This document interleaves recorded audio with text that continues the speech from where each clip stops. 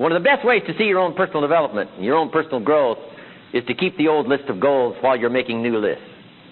I look back now on goals I set 10 years ago, I smile. Here's what I thought was so important 10 years ago. I'm telling you, it isn't even in first place anymore. It's way down the list. Here's what's important to me now. My priorities have changed. Why? I've become better educated in the last 10 years than I was 10 years ago, and my goal lists prove it. So, number 3 is keep the old list. I go back 20 years ago, list of goals, say, my gosh, here's what I thought would really do it for me. And I smile. I was in the first grade back here, guys. So have you got that, number 3? Keep the old list. Now here's number 4. When you get something on your list, check it off.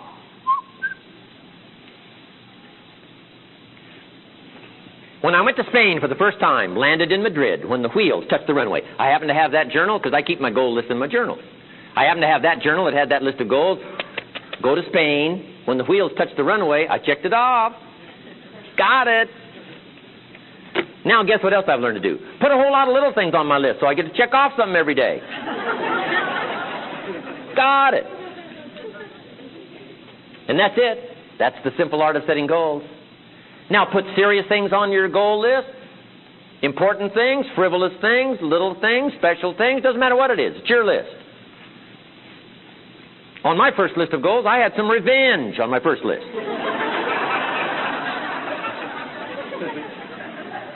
Some of the people who said I couldn't do it, they went on my list. Budget finance, who threatened to come get my car, drag it rear end down the street in front of my neighbors. They went on my list. Budget finance.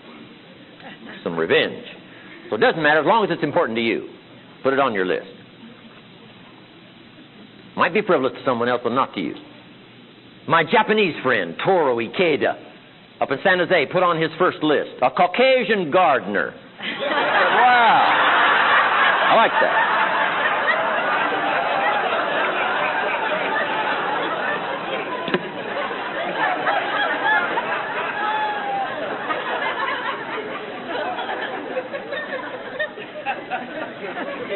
That's how simple it is.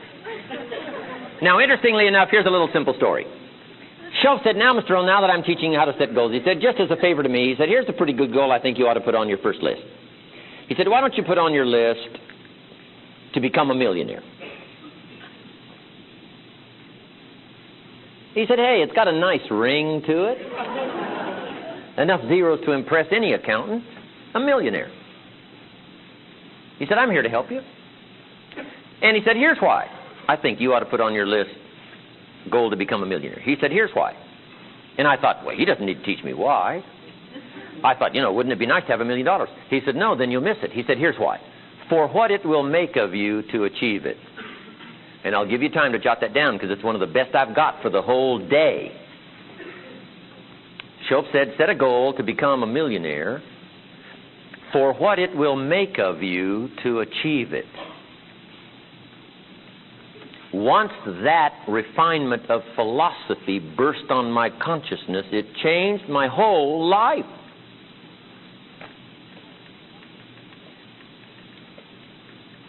Then Shoaff said, once you become a millionaire now, what's important is not the money. You could give that away. Now, I had a lot more to learn there, too. He said, no, you could just give it away. Now, I did better than that. I lost it all. By the time I was 31, I was a millionaire. By the time I'm 33, I'm broke. I go into more details now in the next seminar on financial independence. Some foolish things I did, I'm telling you. Farm boy from Idaho, I went crazy with that first money. I used to say, how many colors does it come in? I'll buy them all. Foolish. And some bad business judgments. I'll tell you more about that on financial independence. But I lost it all. But guess what? Shoaff was right. Here's what he said. Why? If you become a millionaire, you could give away the money because he said, here's what's important. What's important is not the money. He said, what's important is the person you have become.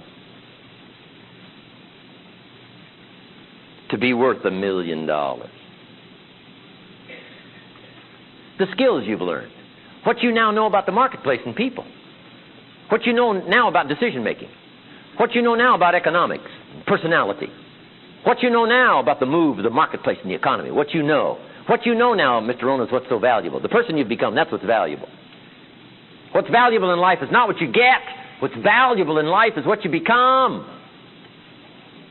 The major question to ask on the job is not, what am I getting here? The major question to ask on the job is, what am I becoming here? Because the value to yourself and to your family is not what you possess.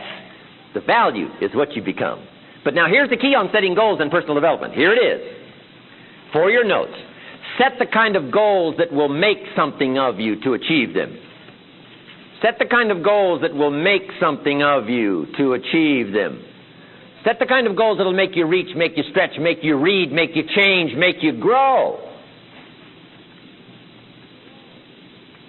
In leadership training we teach, don't join an easy crowd, you won't grow. Go where the expectations are high. Go where the pressure's on. Go where the push is on. Make you scramble, make you change, get up early, stay up late, pour it on, read the books, challenge yourself, learn the skills. So set the kind of goals that'll make something of you. Now this also comes in two parts. Here's the first one. Don't set them too low. Not too low. So you don't have to read, don't have to change, don't have to stretch.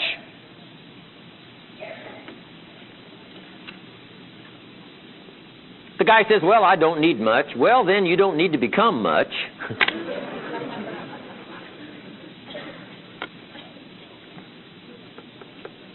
Now here's the second part.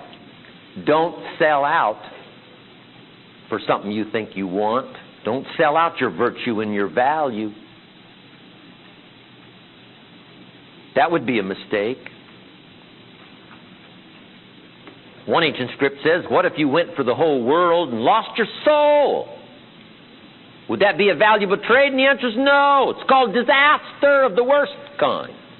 Sell out your soul, even if you got the whole world. What a disastrous trade that would be. Don't sell out. There's an ancient story that says Judas got the money. 30 pieces of silver in those days was a sizable fortune. Somebody says, well, that's a success story, sizable fortune. No, you don't understand. His name was Judas. It was not a success story. The money was, yes. The traitor Judas got the money. Doesn't that change the story? Of course. Interestingly enough, after Judas has his fortune in his hot little hand, he's unhappy. Somebody says, well, how could you be unhappy if you had a fortune? Well, he wasn't unhappy with the money. He was unhappy with himself. One of the best treasures to take home from my words today. The greatest source of unhappiness is self-unhappiness. It's not unhappiness that comes from the outside.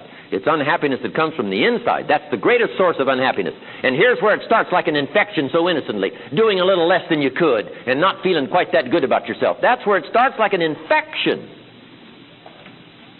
And unless you pick up some disciplines to change that, I'm telling you, it could lead to the ultimate traitor, sell out, virtue, value. Judas said, I'm so unhappy, what'll I do? He said, oh, just take the money back. Took it back, and they said, heck with you, Judas. We don't want this money. We got what we wanted. You got what you wanted. And they threw him out.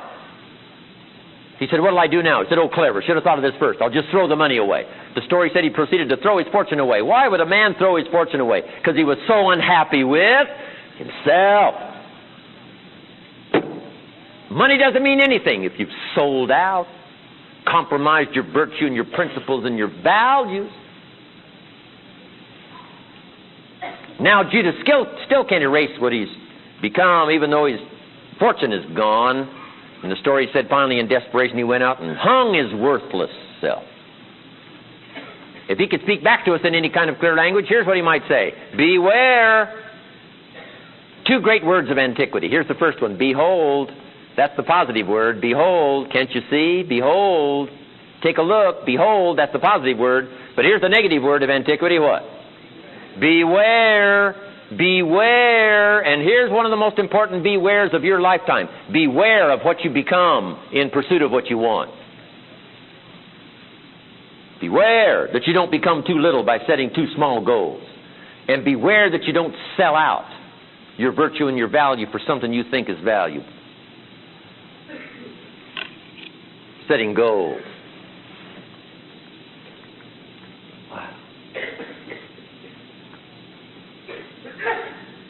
tied to personal development. Once Shoaff unfolded this for me, I've never been the same since age 25. And if you'll go to work on this as seriously as I did, I'm telling you, you'll soon get hooked on the feeling, one, of personal development, feeling of pride, feeling of self-worth, long before the results start returning from these early disciplines. I'm telling you, once you walk this road, you'll never walk another road. You'll never be influenced by anyone else's philosophy. You'll never be influenced. You'll pick up ideas and information, you'll pick up advice, but you'll learn to give yourself orders, develop your own philosophy that'll guide your life through all of the storms and all of the winds, you and your family, safely, you and your enterprise, safely, no matter who's elected, no matter what goes on. I want this seminar to be that valuable for you to develop this kind of strength.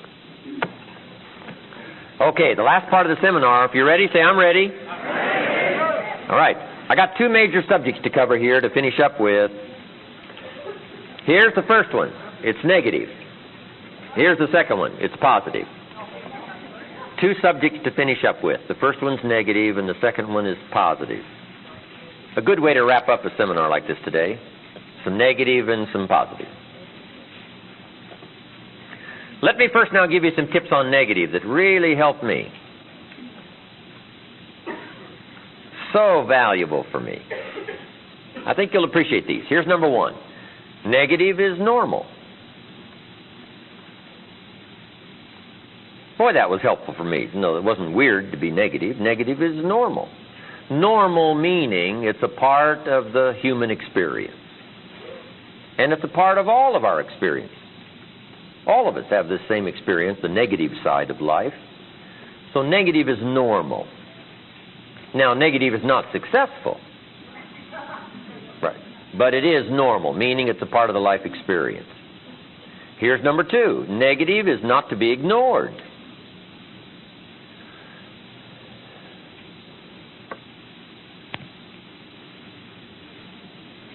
Negative is very real. As soon as you've planted the garden, the busy bugs and the noxious weeds are out to take it all. We have two things going for us in our human experience. Here's one, opportunity, and here's number two, the threat to the opportunity. So we deal with both of these twin scenarios in life, opportunity and the threat. Now, the threat to opportunity we call the negative side of life. Number one, it's normal, meaning it's a part of the life experience. Number two, it's not to be ignored. I know some people teach different, but listen to them and listen to me and make up your own mind. I know some people teach, just turn your head real quick and say, there's no weeds, there's no weeds, there's no weeds. Hey, they'll take your garden. Okay? So you can't play silly mind games. You say, well, then how can you have a good garden? Well, you got to kill weeds. So here's number three. Negative is to be mastered or conquered. That's part of the life experience. Now, this twin scenario of the life experience is unique. Negative, positive. In fact, we could probably get into quite a philosophical discussion if we wanted to. Would there be positive without negative? Here's the best I've been able to come up with. It doesn't seem like it. That's about the best I can come up with. Here's what it seems like. It seems like, based on our, our finite awareness now, since we're not infinite, we're finite, meaning creatures of the world, for the moment at least, that's about the best we can come up with. It seems like it takes both to make a unique human experience, both negative and positive. In fact, one suggests the other. Would there be life without death? It doesn't seem like it. What makes life valuable? Death? Somebody asked me once if I had a good description of life, and I said, yes, I think I do. Life is the struggle to keep death at a respectable distance. Death seems to want to move in prematurely and get us. So to have a good, long, flourishing life, what do you have to do? Push back, push back, push back, push back. Now, if you don't push it back, it pushes you back. There's a push-shove going on here, and it's this negative-positive stuff. Would there be light without darkness? It doesn't seem like it. One suggests the other. Would there be success without failure? Well, I don't think so. You wouldn't call it success. You'd have to call it something else. It's the twin scenario that makes life interesting, fascinating, wondrous in its possibility, but also dangerous in part of the content. So this is the best I've been able to come up with. Negative is normal. It's not to be ignored, but it is to be conquered and mastered. But it is part of the experience. Don't deny yourself the opportunity to drink from both cups, negative, positive. That's the life experience. And hey, you wouldn't have it any other way. What if you went to listen to a symphony orchestra one evening and the symphony orchestra only played little happy high notes all evening? Just little happy high notes all evening, little happy high notes. How much of that could you take? A whole evening of little happy high notes? No, that doesn't represent life. Don't you want to hear the crash of the cymbals? The music that'll scare you to death, describing the tragedy as well as the triumph? And the answer is yes, that's part of the life experience. Somebody says, well, I've been taught to be all positive. Well, you'll be some kind of freako then. We'll ship you off to la positive land. That's not a life experience. Come on. What if the minister only prayed happy prayers every Sunday? How much of that could you take? Happy, happy every Sunday, happy, happy every Sunday, happy. No. No. Who's going to pray angry prayers? Who's going to pray frustrated prayers? Who's going to weep in public for the lost children? Come on. Negative and positive. In fact, in one sweep of one sentence, ancient script says it best. There's a time to laugh. Of course. And once you've learned to laugh, just keep on laughing. No. There's a time what? To cry. And you've got to be so sophisticated and well-educated that you don't laugh when it's time to cry. Come on. Another writer said, rejoice with those that rejoice. But that's not the end of it. It also says what?